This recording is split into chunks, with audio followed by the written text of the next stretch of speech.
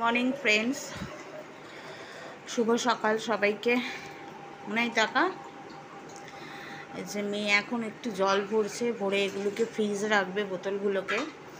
আমার রান্নাঘরে কোনো কাজ হয়নি,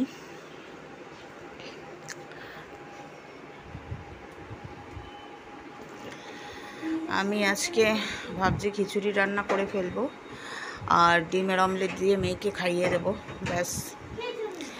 এত গরম আর কিছু করতে ইচ্ছা করছে না। বন্ধ করে দাও। ফ্রেন্ডস, এখানে আমি পুজো দিয়ে দিয়েছি, সেটা আমি দেখাচ্ছি। গোপাল খাচ্ছে ঝুড়ি ভাজা, ও অনেক অনেক কিছুই খায়। বাবা এখানে সকালে বাতাস সাথে দিয়েছিল, ওটা আমি এখানে রেখে দিয়েছি। আর এখানে শিবের মাথায় জল দিয়েছি, আর ওখানে বারান্দায় তুলসী গাছে জল দিয়েছি। তো বেসিক্যালি বলতে চাইছি যে আমার পুজো দেওয়া হয়ে গেছে। আর আজকে আমি স্কুলে যাইনি, স্কুলে আছি। স্কুল আছে নাকি কিন্তু যাইনি। যারা আমার স্কুলে পড়ে তারা জানে, বেসিক্যালি যারা আমার ক্লাসে পড়ে। মা এখানে বিছানা গোটাচ্ছে।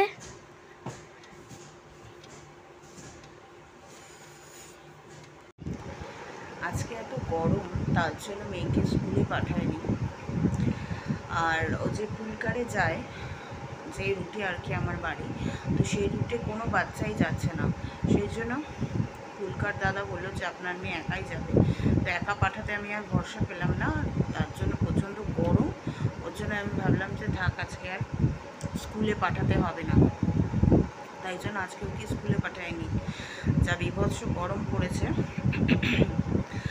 আজকে মানে স্যাটারডে আর সানডেতে নাকি প্রচণ্ড গরম পড়বে, এরকম নাকি একটা আশঙ্কার কথা জানানো হয়েছে। এমনিতেই তো গরমে অস্বস্তি হয়ে যাচ্ছে, আর শনিবার আর রোববার বলে কি প্রত্যেক দিনই সেম গরম থাকছে।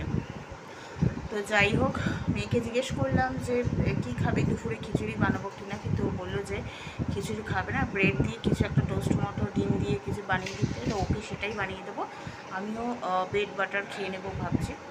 তো যাই হোক, পরে দেখা হচ্ছে। তো আমার লাঞ্চ হয়ে গেছে। লাঞ্চে আজকে বানিয়েছিলাম লাচ্চা আর ব্রেড দিয়ে খেয়েছি, অদ্ভুত টাইপের।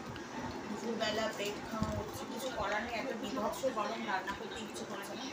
এই যে নিয়ে বসেছি মেয়েকে, ব্রেড আর লাচ্চা খাওয়াচ্ছি। খেতে তো 1 ঘন্টা টাইম লাগে। তো এটাই আজকে দুপুরে খেলাম। পরে যদি কিছু খিদে পায় তখন কিছু একটা বানিয়ে নেবো, পরে দেখা যাবে। তো যাই হোক, তোমরা সঙ্গে থেকো, লিখে নেই। ছাদে বেশ ভালো হাওয়া দিচ্ছে, এই জন্য আমি আর মেয়ে চলে এসেছি ছাদে। শিয়াল পণ্ডিতের মধ্যে একটু চশমা পড়েছি, দূরের জিনিসটা দেখতে পাই না তাই।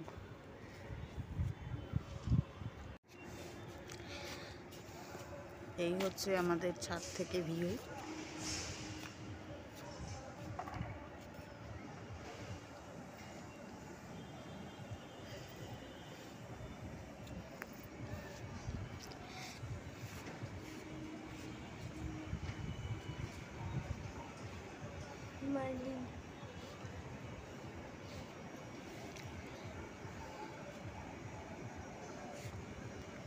একটা গান হচ্ছে।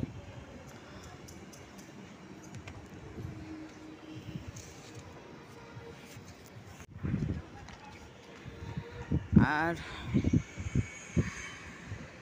এখন মেয়ের ভাই উঠেছে, ছাদে যাবে। তো ছাদে আসলাম, পড়াশোনা করে নিল, তারপরে ছাদে আসলাম একটু হাওয়া। আজকে যদিও এখন তুলনামূলকভাবে গরমের তাপটা একটু কম আছে।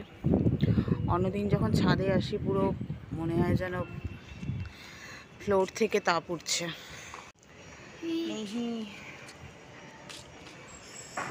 ওখানে পেছনে লাইটগুলো সব জ্বললে সন্ধ্যাবেলায়, মানে এখন তো সন্ধ্যাই হয়ে গেছে, মানে পুরো রাত্রিবেলা যখন পুরো লাইট জ্বলে ভীষণ ভালো লাগে। আর বিশেষ করে যখন দিওয়ালি হয় না, তখন সব বিল্ডিংগুলোতে পরপর পরপর লাইট জ্বলিয়ে দেয়, ভীষণ ভালো লাগে দেখতে।